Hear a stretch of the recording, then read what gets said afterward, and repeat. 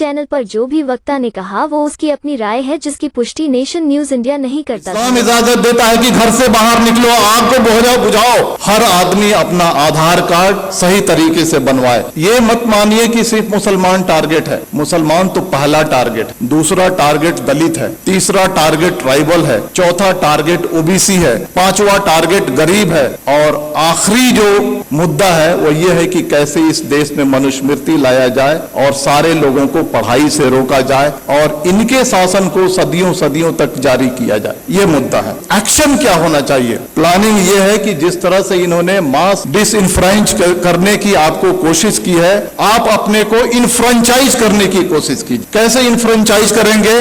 अपने सारे voting documents को प्रॉपर तरीके से सबसे पहले बनाइए। आज ही जा करके हर आदमी अपना आधार कार्ड, अपना इलेक्शन आइडेंटिटी कार्ड, बाकी सारे कार्ड्स सही तरीके से बनवाए। जो आदमी घर शिफ्ट करता है, शिफ्टिंग के बाद मैंने किताब लिखी है, उसमें कहा गया है कि अगर एक दलित और एक मुसलमान अगर अपने घर को शिफ्ट करता है तो उसके नाम को डिलीट कर दिया जाता है। आप जहां पर जाते हैं नए तरीके से अपने नाम को ऐड कीजिए। आपके मेल को फीमेल लिखा जाता है, आपके फोटो को चेंज कर दिया जाता है। बीजेपी के लोग फॉर्म नंबर 7 के थ्रू आपके वोटर आइडेंटिटी कार्ड को चैलेंज करते हैं। बिना इंक्वायरी के इलेक्शन कमीशन आपके वोटर आइडेंटिटी कार्ड को खत्म कर देता है। आप सजग नहीं है। सबसे पहले आप सजग होइए, सबसे पहले अपने कार्ड्स बनाइए। कार्ड्स बनाने के बाद जो वोटर लिस्ट है उसको उठाइए और देखिए कि महमूद आलम अगर लिखा हुआ है तो उसका स्पेलिंग सही है क्या? हम मेल हैं तो मेल है क्या? फीमेल है तो फीमेल है क्या?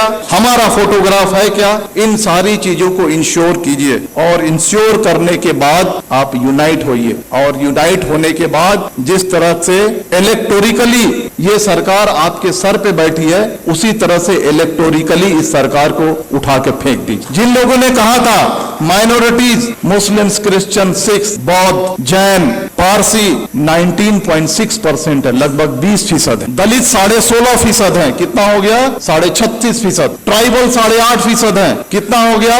45%। 45% हो गया। अगर सेकुलर जो हमारे ओबीसी हैं और सेकुलर जो हमारे अपर कास्ट हैं, अगर इनको मिला दिया जाए तो हमारी तादाद 60 के ऊपर जाती है। और अगर हम चाह लें प्रॉपर तरीके से यूनाइट हो जाए, प्रॉपर तरीके से अज़्म कर लें, प्रॉपर तरीके से साइलेंट रेवोल्यूशन के लिए अगर हम तैयार हो जाएं, तो इस सरकार को हम इलेक्टोरिकली उखाड़ फेंक सकते हैं। और इसके लिए आपको तैयार होने की जरूरत। तो मेरे कहने का मतलब है कि दोस्तों, ये जो सारी चीजें जो आपके सामने फैक्ट्स हो रही हैं, ये हिंसा नहीं है, ये मणिपुर नहीं है, ये कश्मीर नहीं है, ये यूसीसी नहीं है, ये सीएए नहीं है। ये एक ही है कि आपको मास स्केल पे कैसे डिसइंफ्रेंचाइज किया जाए, वोट देने के अधिकार से आपको कैसे वंचित किया जाए। इस बात को समझिए, अपने वोटिंग राइट्स को समझिए।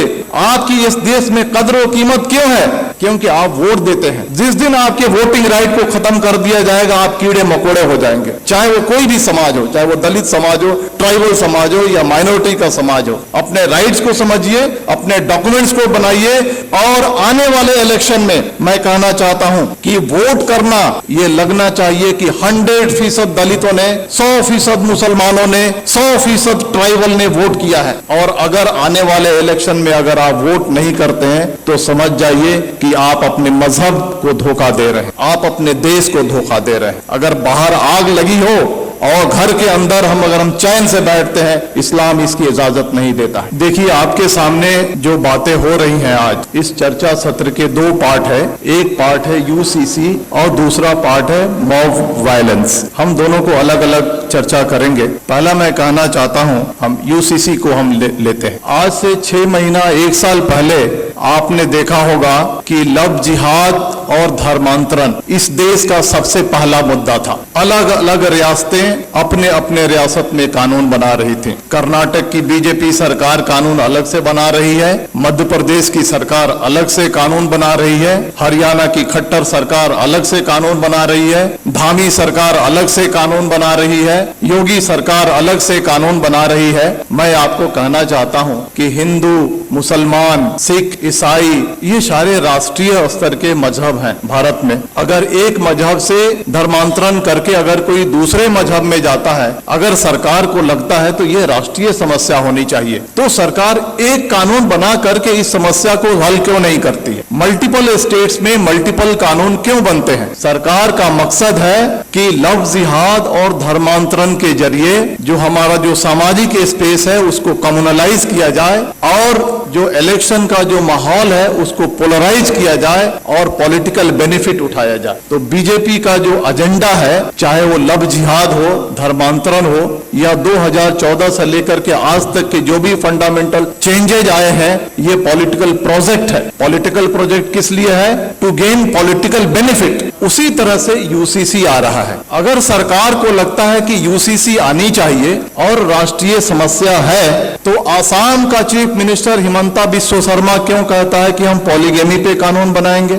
धामी सरकार उत्तराखंड का क्यों कहता है हम यूसीसी पे ड्राफ्ट लेकर के आएंगे? आप देखिएगा मेरी बात, यू मार्क माई वर्ड, कुछ दिन के बाद योगी सरकार अलग ड्राफ्ट लेकर के आएगी, कुछ दिन के बाद मध्य प्रदेश की शिवराज सरकार अलग ड्राफ्ट लेकर के आएगी, और इसका मकसद है कि उनका पॉलिटिकल प्रोजेक्ट है।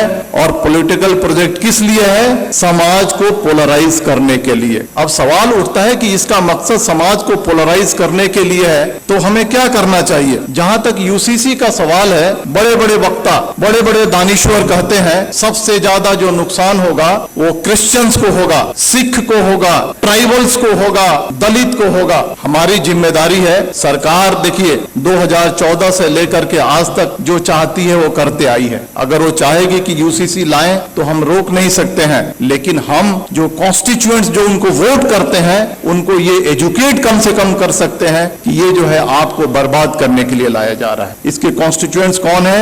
ट्राइबल्स हैं, दलित हैं, मुस्लिम्स हैं, अदर माइनॉरिटीज हैं। इन सब को हमको एजुकेट करना है कि आपके different language, different culture, different रहन सहन आपके मजहब को बर्बाद करने के लिए लाया जा रहा है। और ये हिंदू कल्चर नहीं थोपा जा रहा है, ये brahmanical mindset, upper caste Hindu mentality को कमजोरों पे थोकने की ये साजिश है। इसके लिए हमको देश को आगाह करने की जरूरत है। अब आते हैं मॉब वायलेंस में, क्योंकि वो ज्यादा देश के सामने एक बड़ा समस्या है। आपने देखा होगा कि जब भी मॉब वायलेंस होता है तो इसके दो पार्ट हैं कि जो बातें रिपीट हो रही है उसको बोलने की जरूरत नहीं है, जो पेपर में आता है, जो सोशल मीडिया पे आता है, जो वक्ताओं ने कहा, it's a matter of record, उसको रिपीट करने की जरूरत नहीं। हम क्या नया रखते हैं उसका ज्यादा महत्व है। मॉब वायलेंस के दो पार्ट हैं, एक जो एक्चुअल जो विजिलेंटे ग्रुप और एक सरकार जो खामोशी से उसका सपोर्ट करती है। जो विजिलेंटे ग्रुप है,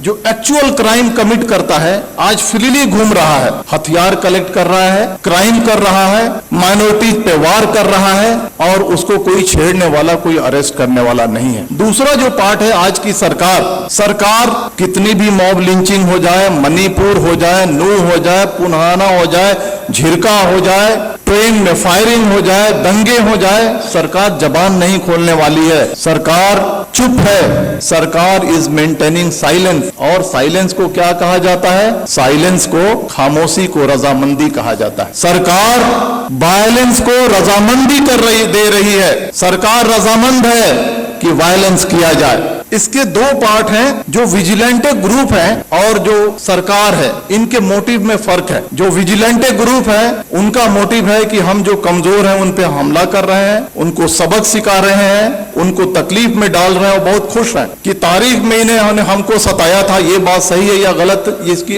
अलग चर्चा की विषय है, लेकिन इन्होंने हमें तारीख में हमको तकलीफ दी थी, आज हम इनको तकलीफ दे रहे हैं। वो खुश है, वो इलिटरेट, कम पढ़ा लिखा आदमी जो विजिलेंटे ग्रुप है खुश है। लेकिन जो सरकार, जो ऑर्गेनाइजेशन आरएसएस इस देश को चला रही है, उनका जो एजेंडा है वो एजेंडा बिल्कुल ही अलग है। वो एजेंडा है मास डिसइनफ्रेंचाइजमेंट की, यानी मास स्केल पे आपको वोट देने से वंचित किया जाए। इसको मैं समझाऊंगा, आप मुत्तफिक नहीं होंगे मेरी बातों से, लेकिन मैं समझाऊंगा। 19वीं सदी में सदर्न अमेरिका में Jim Crow system of mass disenfranchisement लागू किया गया था। कोर्ट ने भी इसकी इजाजत दी थी। यह क्या है कि छोटे मोटे क्राइम में आपको पनिशमेंट हो जाए, किसी तरह की आपने अनुशासनहीनता कर दी, किसी तरह से आपने अपने लाइफ को थोड़ा सा डेविएट कर लिया, इन सारे मुद्दों पे आपको वोट देने की राइट को छीन लिया जाएगा। This is the Jim Crow system of mass disenfranchisement. वही सिस्टम सरकार धीरे धीरे इस देश में लागू करना चाहती है। चाहे वो कश्मीर का मुद्दा हो, चाहे वो मणिपुर का मुद्दा हो, चाहे वो बुलडोजर का मुद्दा हो, चाहे वो CAA का मुद्दा हो, चाहे वो UCC का मुद्दा हो, ये 5 चीजें मैंने आपके सामने रखी हैं। ये पांचों जो मुद्दे हैं, these are basically hidden agenda of mass disenfranchisement. कैसे कश्मीर से 370 हटाया गया, मोटिव ये है, उद्देश्य ये है कि वहां के पॉपुलेशन को ऑल्टर किया जाए, डेमोग्राफी को ऑल्टर किया जाए। जो मुसलमान चीफ मिनिस्टर बनता है उसको हटा करके अपर कास्ट बनिया या ब्राह्मण या राजपूत वहां पे चीफ मिनिस्टर बैठाया जाए। मणिपुर का जो मामला है, मणिपुर के मामले को हद से ज्यादा तूल इसलिए दिया जा रहा है, सरकार खामोश है कि वहां के डेमोग्राफी को चेंज किया जाए और वहां के जो लोग हैं जो वोट करते हैं उनको रोका जाए और बीजेपी के रास्ते को साफ किया जाए। बुलडोजर जो चलाया जाता है, बुलडोजर चलाने के बाद आपका घर खत्म हो जाता है, आपकी पहचान खत्म हो जाती है, आप अपना वोटर ID कार्ड नहीं बना सकते हैं, आप बहुत सारी चीजों से वंचित हो जाते हैं। आप ये जो बुलडोजर चलाया जा रहा है, it's a part of disenfranchisement. CAA जो आया था, आपने देखा ना कि NRC करेंगे फिर CAA को लागू करेंगे, करोड़ों करोड़ों की तादाद में मुसलमानों को डिसइंफ्रेंच करने की ये साजिश थी। UCC जो लाया जा रहा है, छोटे छोटे सिविल मैटर्स को कैसे उसको पनिश करके और उस पनिशमेंट को आधार बना करके आपके वोटिंग राइट्स को छीना जाएगा। आज आपने देखा ना, एक डिफेमेशन केस को आधार बना करके एक राष्ट्रीय पार्टी के बड़े नेता के जब उसके सदस्यता को खत्म किया जा रहा, छीना जा रहा है, तो आपकी वोटिंग राइट्स कोई बड़ी चीज नहीं है। तो ये जो चीजें जो हमारे सामने हो रही है, ये आपके वोटिंग राइट्स को खत्म करने की है। लेकिन बहुत अफसोस की बात है कि ठीक है बीजेपी के रियासतों में ये हो रहा है, लेकिन कांग्रेस रूल्ड स्टेट्स हैं, रीजनल पार्टी रूल्ड स्टेट्स हैं, OBC बेस की जो पार्टियां वो सरकार में है, जैसे बिहार है वहां पे है। लेकिन जब ये कम्युनल एलिमेंट्स कमजोरों पे, दलितों पे, मुसलमानों पे, अदर माइनॉरिटीज पे, ट्राइबल्स पे अत्याचार करती हैं, तो वैसी कार्रवाई नहीं करती हैं जैसी होनी चाहिए। ये बहुत अफसोस की बात। आग बुझाने का यही तरीका है कि अपने अधिकार को समझो। ये नहीं कि हम तफरीह पे निकल गए, ये नहीं कि हम बिहार के हैं तो हम बॉम्बे में है तो हम वोट नहीं करेंगे। 10-10 हजार रुपए खर्च करो, फ्लाइट से जाओ, 1 महीना की तनख्वाह को अपने खर्च करो, लेकिन जहां पे तुम्हारा वोट है वहां पर जाकर के 100% ऐसा रिकॉर्ड होना चाहिए, हिस्ट्री में ये बात आनी चाहिए कि आने वाले इलेक्शन में जितने जो कमजोर तबके थे भारत के, उन्होंने 100% वोटिंग की और तभी जाकर के ये देश बचेगा। इतनी ही बात करके मैं अपनी बात खत्म करता हूं। धन्यवाद। जय भारत, जय Hind. Thank you very much.